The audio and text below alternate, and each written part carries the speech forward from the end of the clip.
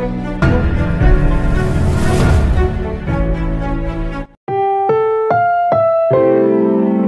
programang ito ay rated SPG. Striktong patnubay at gabay ng magulang ang kailangan. Maaaring may masiselang tema, lengguwahe, karahasan, sexual, horror o droga na hindi angkop.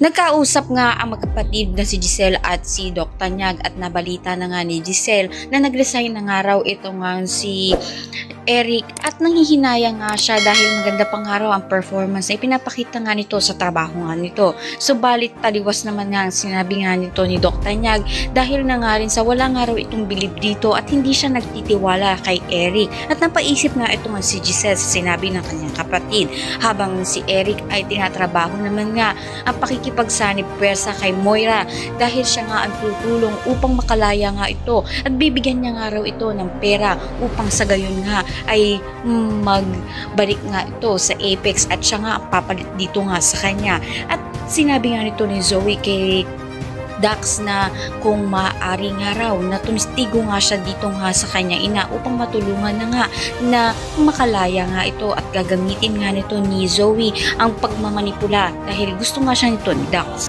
Mukhang dadami na naman nga ang mga kalaban nga ng mga Tanyag at nito ni Anilyn dahil na nga rin sa ito nga si Eric ay palalayain niya nga ito nga si Moira at patuloy na naman nga na maghahasik ito ng kasamaan. Ang lahat na yan ang mga natin, maraming salamat sa inyo.